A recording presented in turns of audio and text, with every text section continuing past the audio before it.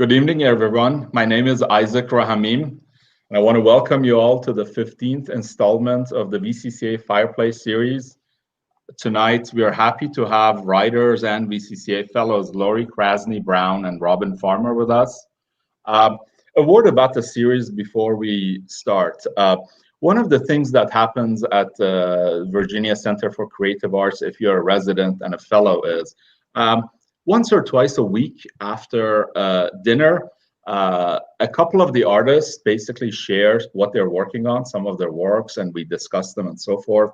If the artists happen to be visual artists, painters, sculptors, and so forth, we go to their studios and we sort of hang around there. Perhaps there's a presentation, there's some discussions, and we, again, they share their work. If they're writers or composers, we basically go across a small hallway into a living room, and the living room is a beautiful space. It has a grand piano, it has a fireplace, it's got French doors that overlook the nature on one side, and some couches, and we sort of sit there, and the writers perhaps read some of their works, the composers perhaps play some of their works, and we spend an hour listening and discussing and so forth. Now, with the situation that we are in, of course, we cannot do this in person, but VCCA is sort of doing its best to try to simulate this. And one of the unintended benefits is that we can be in many different places, and so we can share this work. And so we are very happy to do it. As I mentioned, we have two writers with us this evening, Laurie Krasny Brown and Robin Farmer. And I'm going to introduce them one by one. And then they will share some of their work with us. And then if you do have any questions, please type them in the comment section. And after they're both done, then we can have some discussions, try and answer questions and so forth. So I'm very pleased to introduce to you my colleague, Laurie Krasny Brown. She was born in New York City and attended the High School of Music and Art. She graduated with a Bachelor's of Science degree from Cornell University in Child Development, and then got a master's degree from Columbia University in Educational Psychology, and then a doctorate from Harvard in Human Development. Before starting her career in fine art, Laurie authored and for one title illustrated 16 popular picture books for children. She has very broad professional experience in education, the arts, research, and cognitive development. Since 2001, she has been exhibiting her artwork nationally and internationally, principally in galleries in New York City, in Boston, and in New England. Laurie was a VCCA Fellow in Visual Arts, both in Virginia and also the colony of VCCA in France. She'll be sharing with us the new book that she has authored and Mark Brown has illustrated. Its name is Democracy for Dinosaurs, a Guide for Young Citizens, which was published last September. Again, I'm very happy to introduce her, and Laurie, take it away. Okay, thanks, Isaac. So thank you for joining us, and thank you, Virginia Center, for inviting me.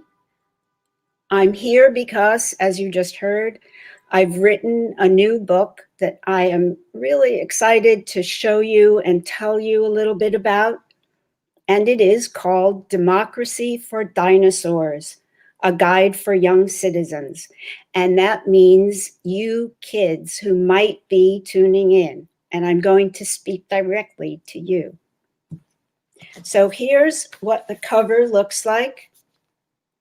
Can you see Democracy for Dinosaurs? There's the title. And at the bottom, you can see my name, written by Laurie Krasny Brown, so I'm the author. And Mark Brown, my partner, he drew the pictures. He's the illustrator. So in the next few minutes, I'm going to tell you a little bit about this book, and I'm going to read you a chapter. There's something I want to tell you right away. And it might be the most important thing. And it's the reason I wrote this book for you. Books take a lot of time and effort to write, that is for sure. So you had better have a very good reason to go to all that trouble. I wrote this book partly because I'm an American who cares about our country. I live in New York, which is part of the United States of America. If you live in one of those states, New York, Virginia, or one of the other 50 states, then you probably are an American too. And if you were born here, the minute you are born, you are already a citizen.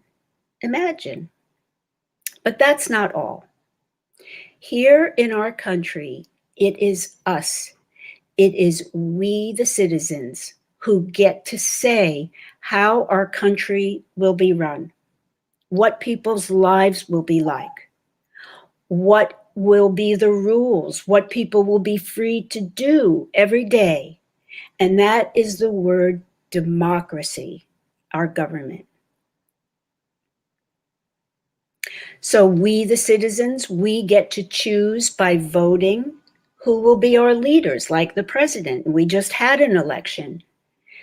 So even though our president, the leader, has the power to do many things, he or she works for us.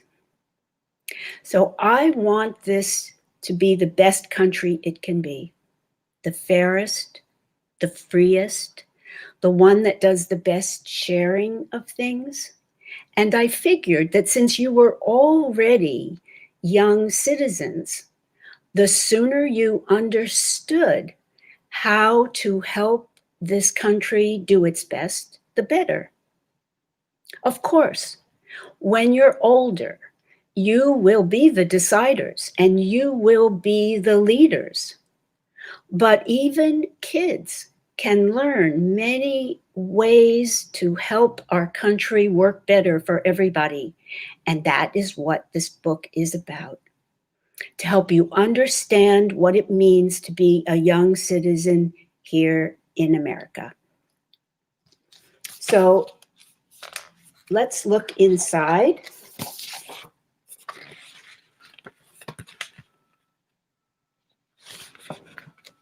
Here is the contents page. Let me get this so you can see it. You see, it lists all the chapters. So it kind of gives you an outline for what's in the book. So it says things like share equal rights, be fair, vote, respect free speech. These are words that help explain the ideas that this government is based on. These are things it is trying to do, its goals. These are things that are not easy, but that many people, including me, think are worth practicing. And by the way, you already know something about sharing and you already know something about being fair. So I'm going to read to you from the first chapter, which is called Share Equal Rights. Let me get this so you can see it. There it is. Sharing is a way of including others and not keeping things all for yourself, right?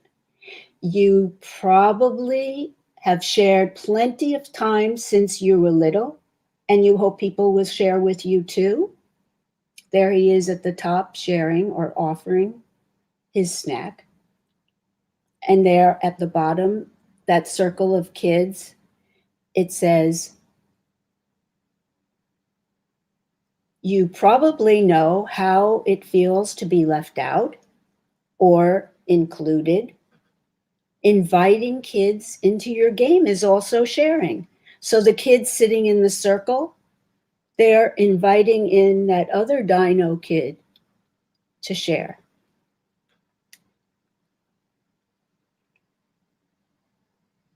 Then on this other right side of the page, it says,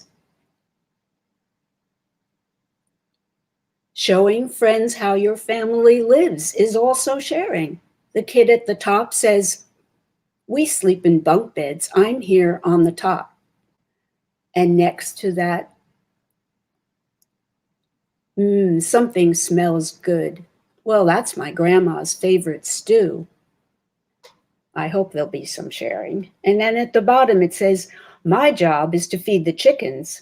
Come on, you can help me. Here in Manhattan, this kid probably doesn't live in Manhattan like I do. You may get to try out the way kids do things at their homes too. So they're sharing something about themselves with you. But now here's the thing.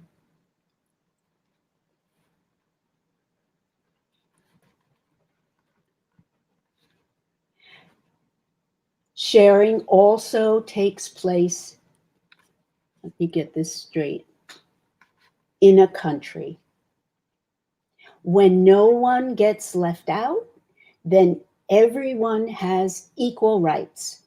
That means all citizens would have the same chance to share what America has to offer, to feel safe, to have a home, to have enough to eat, to have clean water, to go to school or have a job.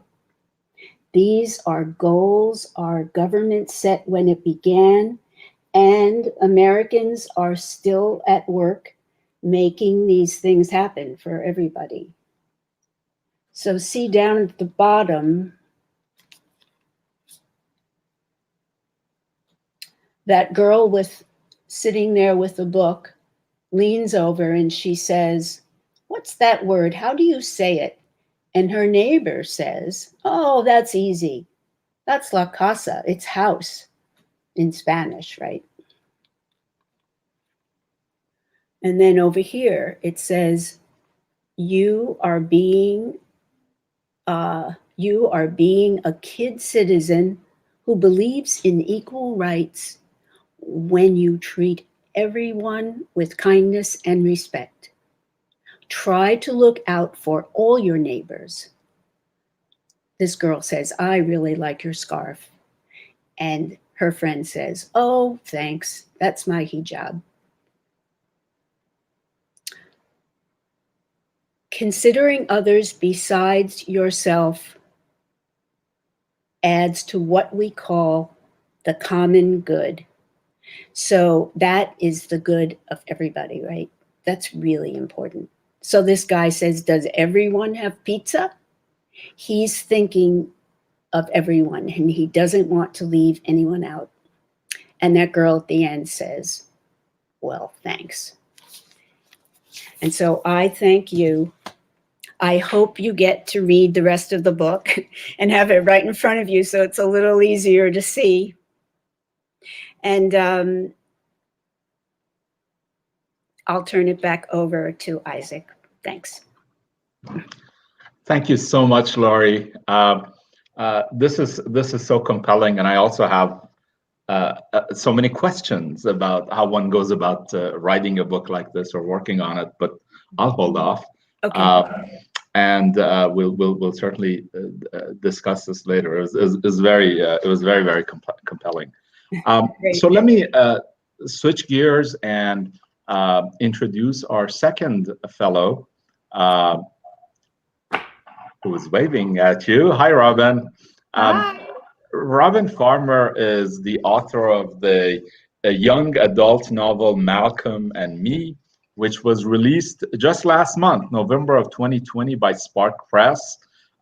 She was the 2019 winner of the She Writes Press and Spark Press Towards Equality in Publishing contest. She is a national award-winning journalist. Robin specialized in narrative nonfiction projects as part of the Special Projects Investigative Team for the Richmond Times-Dispatch. Her work earned her a Knight Wallace Fellowship at the University of Michigan, among other awards. She's been a freelance writer since 2009 with clients that include corporations and universities. Robin's fiction projects include screenplays and poems and focus on girls discovering their voices to advocate for social justice.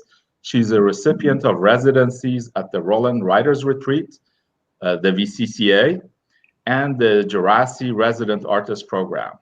She's going to share with us an excerpt of her book, Malcolm and Me, which I happen to know Robin worked on during her residency in VCCA in 2017, because we were fellows that month together. Anyway, very pleased to introduce Robin, and take it away, Robin. Thanks for having me. So I'm watching myself speak, and it looks like there's a slight delay. Sorry about that. I don't know if that's my computer or what. But I'm going to read the opening chapter to Malcolm and Me, and I'll do it quickly so that I meet the time limit. So here we go.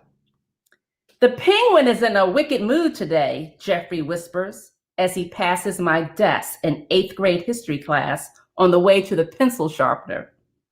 I sit in the back because it's mission impossible to see the blackboard from behind my hair,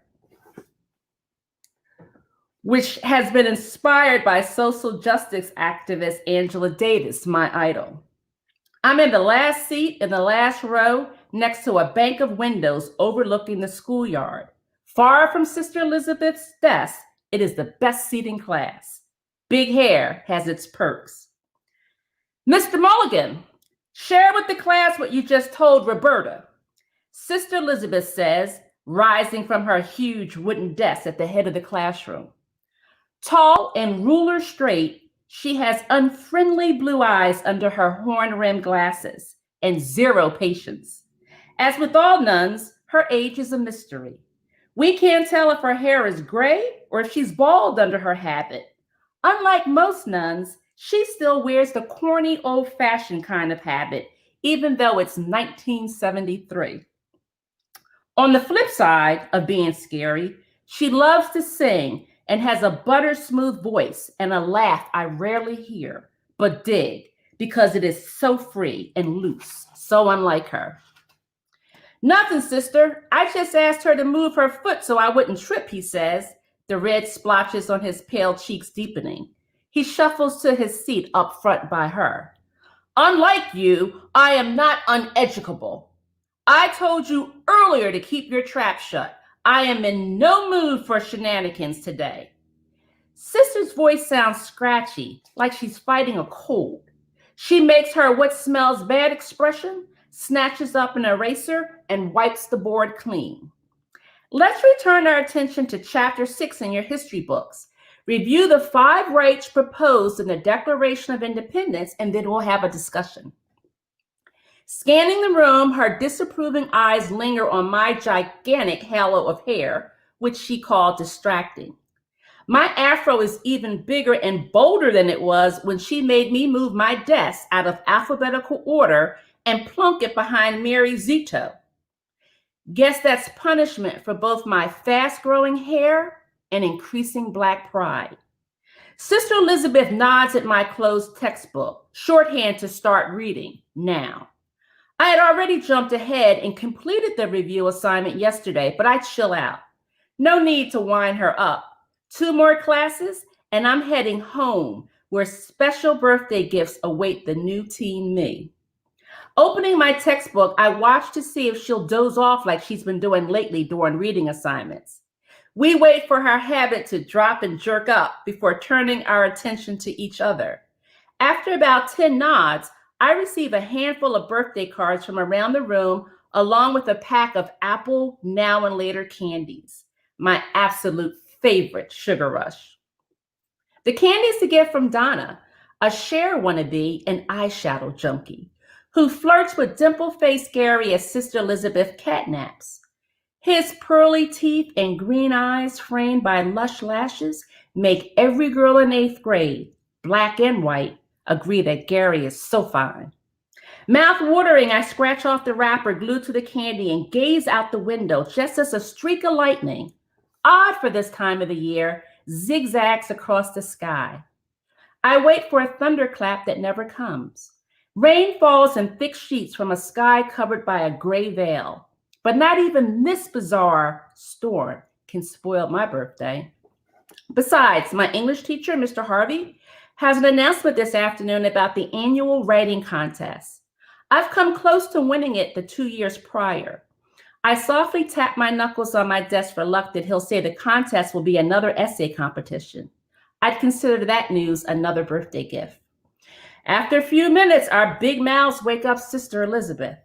She goes to the middle of the blackboard and writes with perfect penmanship.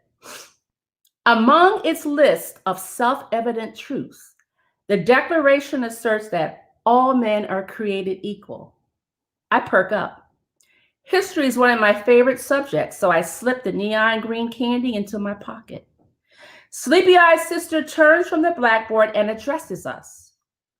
Who can tell me why Thomas Jefferson signed the Declaration of Independence when at the time he owned slaves? She sits. Jeffrey's hand shoots in the air. Sister ignores him and calls on her pet, Eileen, a wavy-haired brainiac with crooked eyeglasses whose dull essays somehow beat mine every year. He probably didn't have a chance to free them yet. I mentally groan. For starters, that's incorrect. And 2, Sister doesn't correct her. Sister looks around the room and rests her eyes on me.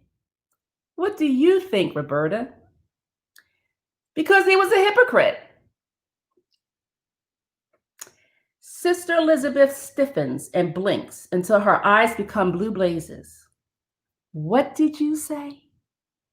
Glaring, she rises from her seat, breathing as if she had just run up the 3 flights to our class.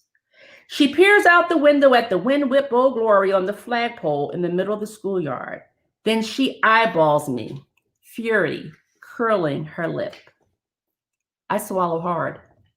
Without warning, she snatches her beloved yardstick and slams it against her desk with such power that it snaps. That seems to enrage her more. She pounds her desk with her fist and points to the closed classroom door. Who do you think you are? Roberta Forrest. Get out! Get out of my classroom, she thunders, rocking in her stumpy black heels.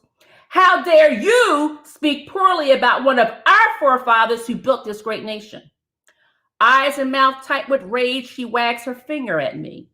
Get back in the boat. Go back to Africa. We never needed you people in the first place.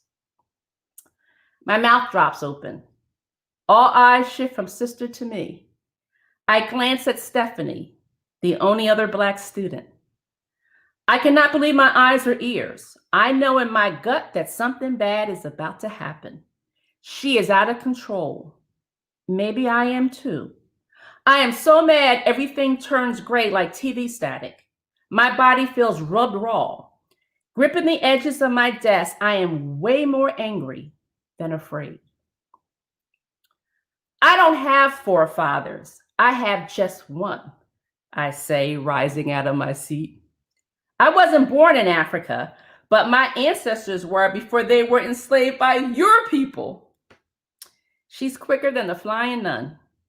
Sister Elizabeth's habit flows out like a cape, and her rosary beads clack as she rushes down the aisle. She towers above me. You get out of my room now, she hollers, her warm spittle flying all over my face. Scowling, I wipe my face. I turn to leave when she swings her hefty arm with Muhammad Ali force and delivers a mind-blowing slap that rocks my cheekbone. I didn't see it coming, and instinctively, I throw up my hands to protect myself. Pushing outward, I accidentally strike the top of her armpit. The chain of her glistening crucifix scratches the knuckles of my retreating fist. Ooh, she just punched Sister. Eileen whisper shouts. Gasp echo around the room. I want to apologize, but Sister's second slap, stronger than the first, snaps my head sideways. And then, like the Twilight Zone, the unthinkable happens. Before I can catch myself, my hand deliberately curls up and blindly slams into a pillowy softness that makes me want to throw up. Jesus, I just hit Sister in her titty. My stomach ping-pongs with shame. My wide-eyed classmates watch in shocked silence as Sister saves her best shot for last. A fury-fueled pop that makes my ears hum. Cradling my lava-hot cheek, I jump back out of hitting range, even though I want to bend her fingers back until they break. But she's a sister. I can't. Where is God, I wonder? Because he's not here with me or in Sister Elizabeth's heart. I glance at the crucifix on the wall above the blackboard. He wasn't there either, because this madness should force his son off that cross and between me and this monster wearing God's gold wedding ring. But it doesn't. Tears nearly blinding me, I flee the classroom. Sister follows, tossing my book bag out behind me. Backtracking, I scoop it up as her screechy voice echoes in the hallway and draws curious teachers out of their classroom. Go to Mother Superior and tell her you just struck me twice, you unbelievable miscreant. I never want to see the likes of you in my classroom again. I brace myself, expecting a lightning bolt to zap my back as I wobble through the hallway and head down 3 of the longest flights of stairs in my life to report to the main office.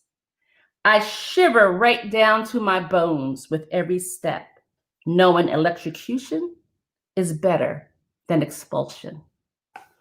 Thanks. That's wonderful, Robin.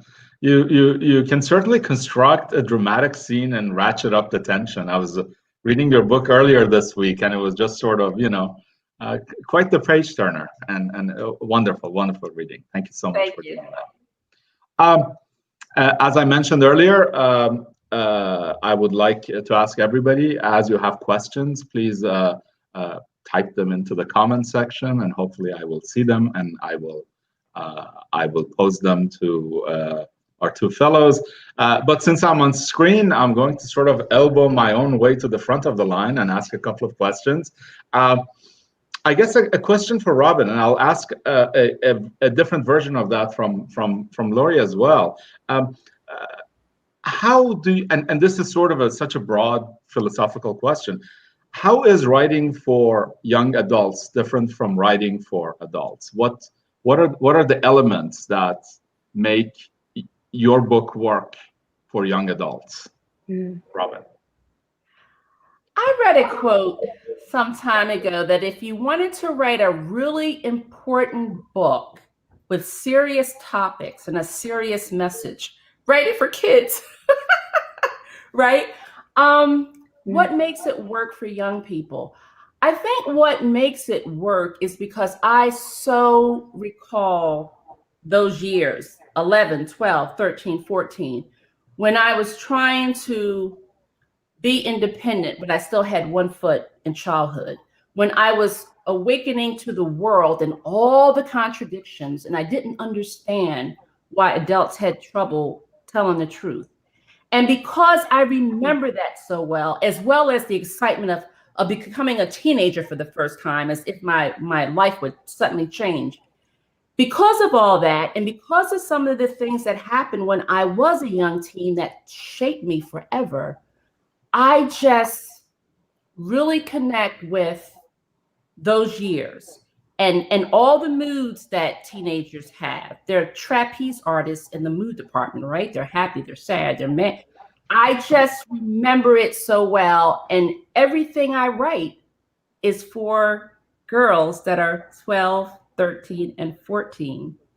And I hope I do it well, because that's all I do. No, that really makes sense. And as you were talking about when you were 12, 13, 14, what's interesting is, and I hadn't thought about it much, but as I was reading your book, I remembered a book that I read when I was that age. And I'd forgotten about it, but then I'm like, a lot of my worldview, a lot of my sensibility was affected by that book. It was a book called The White Mountains. It was set in France. It was about these two young people. Their country was occupied by entities from outer space called tripods, and somehow they, during the book, they managed to escape to White Mountains, which is the only free place in the world to fight back, And of course, now, in fact, I was looking about it, I'm like, wow, that's really close to home in some ways, but I had no clue. So I can see how you go back to that sensibility. But Laurie, you go actually in your writing, your work, you go even further back. You are trying to approach children who are 4, 5, 6, 7, I imagine. On some levels, to the civilian me, that's even a bigger trick. What do you do when you say, okay, I want to approach this topic and write this book, teach them, let me get going? What do you do? How does it work? Well, the first thing I do, if I have an idea of something I want to write about, is, as you would do if you were writing an adult book, nonfiction, you have to do your homework, right? You have to search the literature.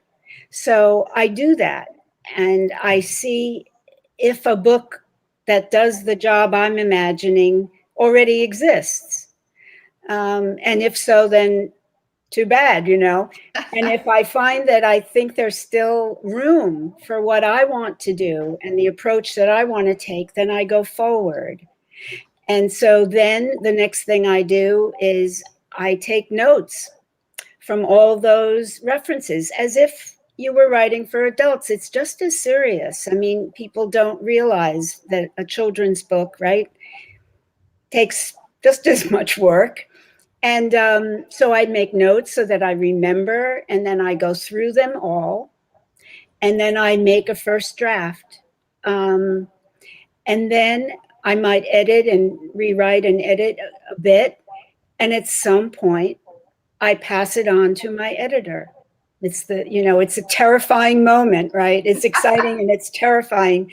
And then she, in this case, she will return it to me with her comments and suggestions for how to make it better. And we go back and forth until we think we have a good manuscript. In the case of picture books, though, it's so interesting because it's words and pictures. And so part of my job, as I see it, I don't know if all picture book authors do this, but I certainly do. I imagine the illustrations, and I make notes for what I see happening to go along with the text, and I present those along with my manuscript. So it's up to the illustrator to use them or not use them, right? Because then it's outside the boundaries of my control, but it is part of the process for me.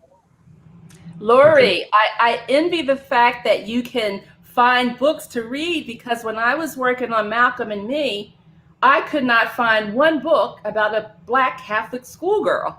Wow. Anywhere. Wow. Wow. Well, then it obviously had to happen. It's just that very reason, that means there's a book needed, right? Toni Morrison said, if there's a book you want to read and it hasn't been done, go ahead and do it. So, yeah, Toni, right. I did it. Yeah, that's right. That's excellent. That's really good. And Laurie, in fact, I was reading your book last night, and again, one of the every writer is like, how did she do it, right? And so, of course, not knowing anything about writing books for children and writing graphic books, the first thing you do is you look at the visuals, and the visuals. My point of comparison are books like Satrapi's Persepolis or Mouse by Art Oh, I forgot his last name. Yeah, I'm I embarrassed. know who you mean. Yeah. Yeah, and of course you see yours has visually a lot livelier. It has colors. It's got dinosaurs, whereas theirs are essentially more black and white. But then you dig in deeper, and again, there's the choice of language. There's the which is again something you can do, which is how do you speak to a 5, 6, 7 years old, and are there tricks to that? How do you go at that? Well, it's from having spent time with. Mm-hmm. I think when I write this from this series, this book is part of a series of books, nonfiction books that all have used dinosaur characters.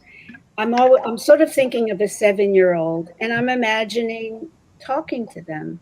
And I guess I'm still close enough that I can. And if I'm not, I go talk to someone and listen to some. I like doing that. Mm-hmm. And I have all this academic training, but if I hadn't actually become a parent and spent time with kids in elementary school, I don't know if I would feel confident enough. The academic training only goes so far. It helps, of course, because I understand something about development. But it's a real challenge to take tough subjects and try and say something true and say something helpful, mm-hmm. and be clear. I mean, that's the challenge. Very true. Very true. And you did it amazingly. Robin, question for you. This is your first book. And it's sort of a common belief that the first book is quite autobiographical. And it didn't go unnoticed that the protagonist's first initials happen to be your first initials. So I'm imagining you stole from your own life literally. But obviously there were, as you're writing to make this round story and so forth, at some point you fictionalize stuff or you add scenes and so forth. How difficult was it to get these two blends to work right?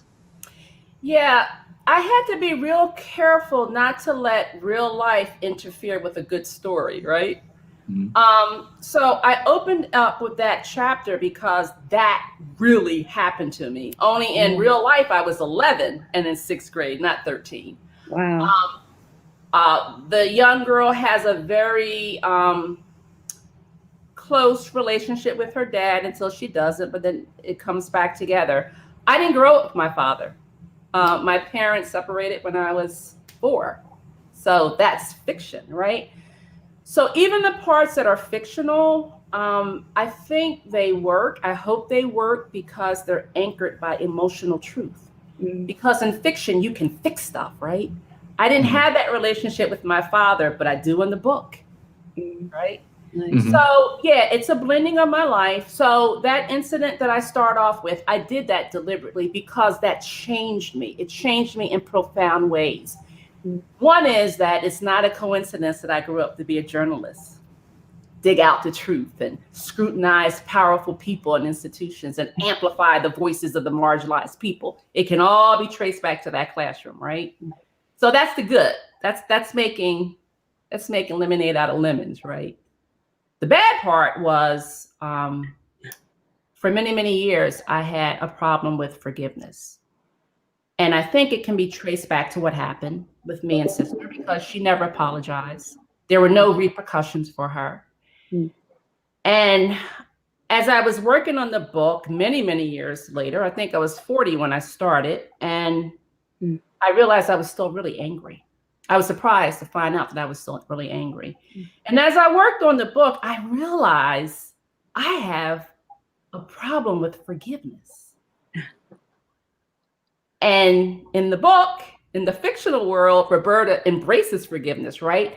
And I did that deliberately because I want young people, especially, to know that hate's a heavy load to carry, right? You don't need to do that. You need to forgive so that you can heal and move on. That was real, real important for me to put that message all through that book. So yeah, it's real life, but it's also fiction. and it's fiction where I try to have better outcomes than I had in real life. Wow. Wow. Okay, that's wonderful. That makes sense. Laurie, you were gonna say something. Robin, I can't believe that really happened to you. As I was listening, I thought that couldn't really have happened. That's really a lot, and it is a shocking way to begin a book. Yeah. Wow. I also did it because I know that when you're writing for younger people, you kind of got to get their attention right away, right? Mm-hmm. You got to get their attention and you got to hold it. So I thought, well, let's start with the bang. Just went right for it. Yeah. Wow. Very true. I think probably, Laurie, it's a little harder to believe it because we're sitting in 2020 as opposed to early 1970s. Yeah. Human memory is this weird thing where, you put layers on it and it becomes hard to believe that sort of thing could exist. I'm sure it still exists, but, at a much different level. So, yeah. A question sort of, or a thought for both of you. One of the things I noticed in both of you is that both of you have vocations or occupations that are entirely different from your art.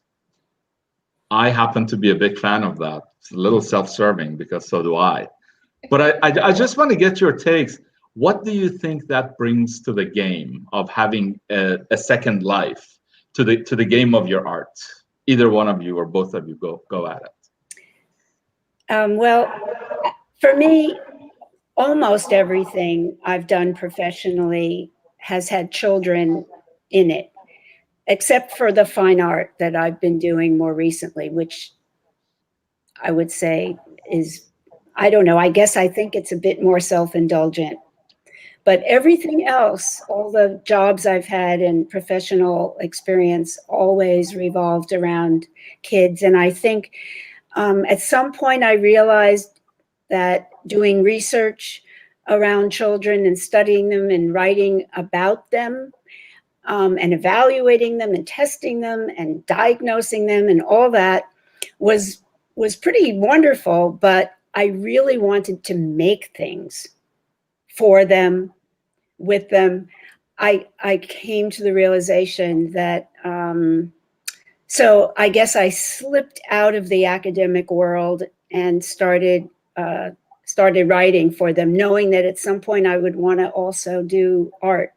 But to me, it's all kind of related, except for maybe fine art. But I would say that even the fine art I'm doing now has a lot to do with play.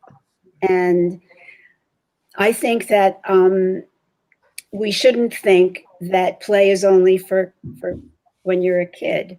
So I'm an advocate for bringing something whimsical and playful into my art and encouraging the viewer to use not to lose their imagination. I don't know why we think that's only for kids. That's obviously, ridiculous. One last thing, my favorite piece of art in the whole world is Alexander Calder's piece, The Circus.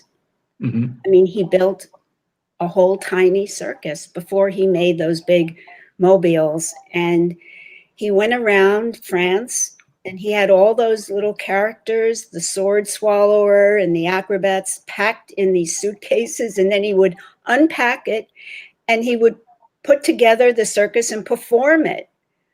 And you could see people in the audience. They were little kids and they were elderly people. And they all were having the most wonderful time. And so to me, that is also bringing children and play back into it. To me, that's the best art. Mm-hmm. So for me, it's not so disparate. Okay, that's great. What do you think, Robin? So as a journalist, I have a eye for detail, an ear for dialogue. I can write on deadline, which was a good thing since my book was moved up 7 months early, right? somehow I had to get it done. But going back to children, I had a friend come over and help me move my new desk in my office about 10 years ago. And she looked around my office at my awards and she said, "Robin, almost every journalism award that you've won has something to do with children." Huh. I didn't even realize it.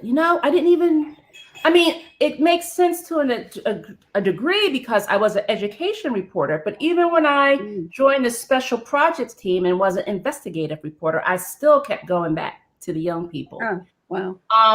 I also write poetry and screenplays and short stories, and they're all about young people. Oh, wow. Malcolm and Me actually started off as a screenplay. And when I couldn't sell it, I said, okay, I'll turn it into a novel. But yeah, young people, it's a magnet. They're a magnet for me. Okay, that's great. And I want to amplify what Laurie said about play. I honestly don't understand why people past a certain age, they say, well, I can't play. I have to be serious all the time. There's, as Laurie, you were talking, I was watching this series on TV a couple of years ago called Mind of a Chef, which is about really amazing chefs and some of the top in the world. And there was this Italian chef I think he was a little stuck in the area of originality, he was saying. His wife dragged him to a museum. And in the museum, he saw a piece which basically was this piece taking over the room, which was a bunch of pigeons on top that had droppings drop everywhere around them. And that was the art. Yeah. Next thing we know, he goes back to his kitchen, and based on that, he designs a new dish, which is amazing, Yeah. But he had this playful mind of, what can I take from this, and so forth. So yeah, we don't want to lose that. Yeah, very true. Very true. So I've sort of asked all the questions that I had. Oh, no, I'm not done. I know I'm sort of dominating a little too much, but what are you going to do? Laurie, when I was reading your book, I found it really compelling in the sense that, it was telling me stuff I knew, but I wanted to see what you said next, and what I want to know is, to what extent you are thinking as the parents of children, as part of your audience, and if so, what do you want them to do with your book? Well, these books are vehicles for conversation, for expressing yourself. And one reason we use dinosaurs and not kids, originally this book wasn't going to be part of the series that we have. We have a book about death. We have a book about divorce, serious subjects. It was going to have human children in the illustrations. But when you do that, it's more realistic. When you use animals, and especially dinosaurs who don't even exist anymore, you remove it a little bit from reality.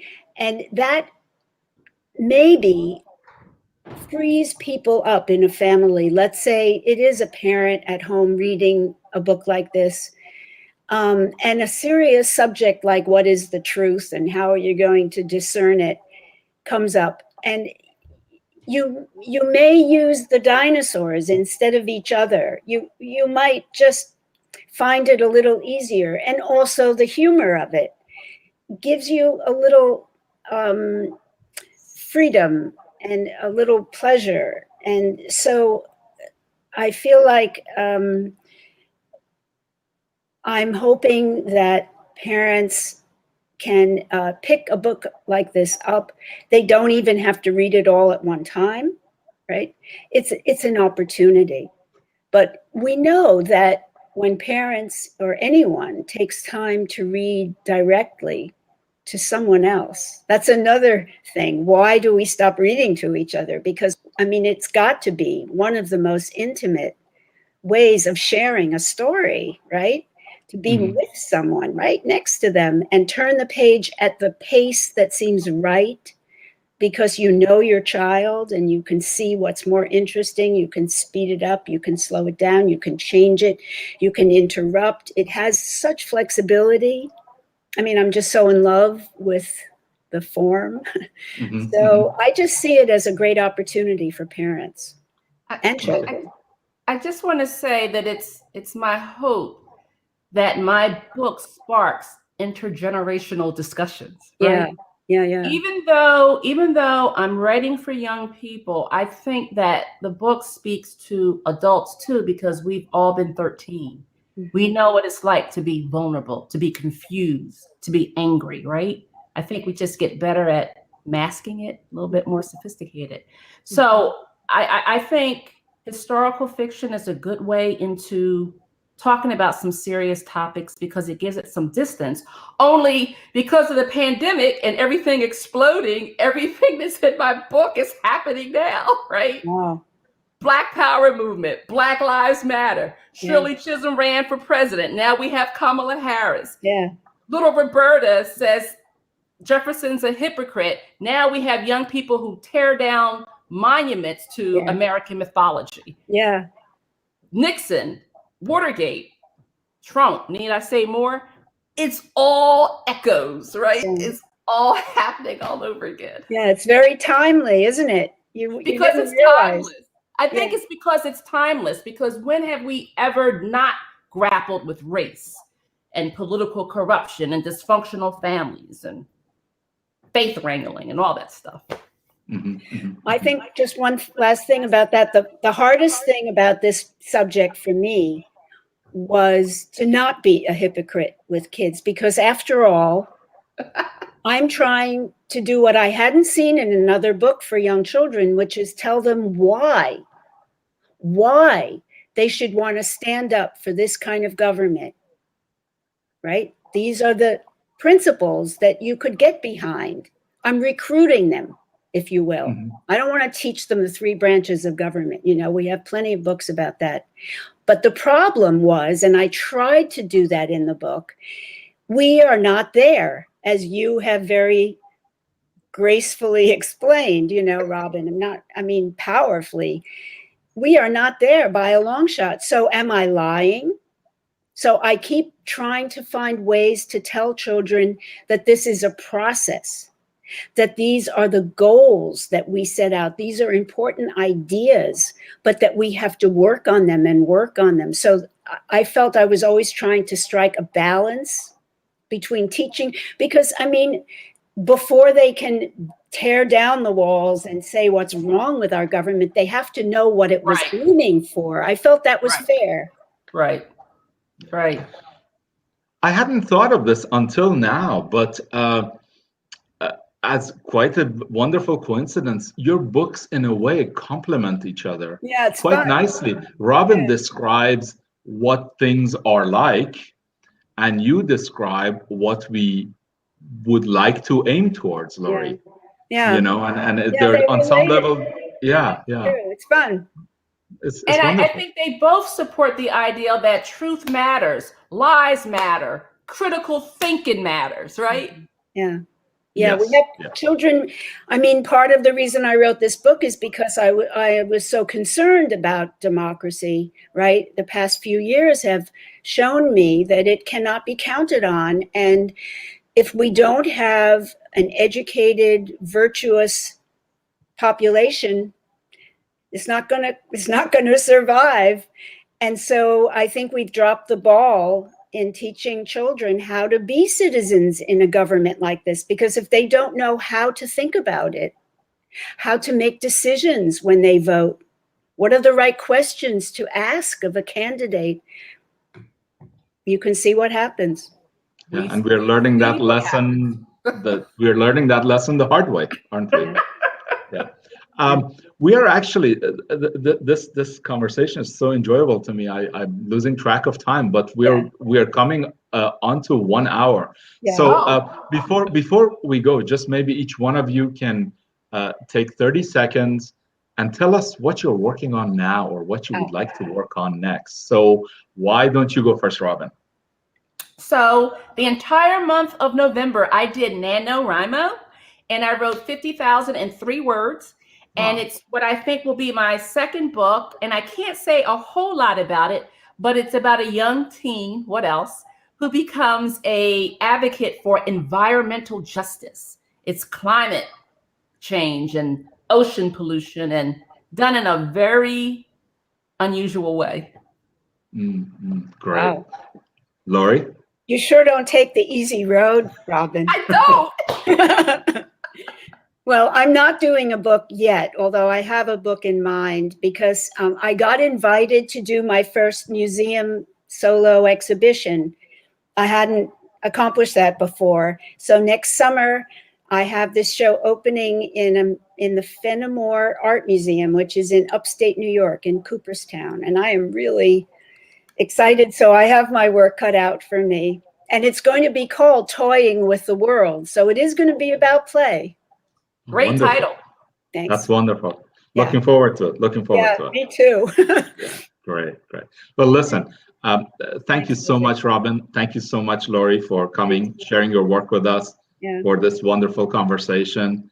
And I'm really looking forward to see what you all do next. And thanks everyone who has been joining us and watching us. And hopefully we'll see everybody in the next installment of the series. Thank you and good night, everyone. Thank you. Thanks. Bye. Bye.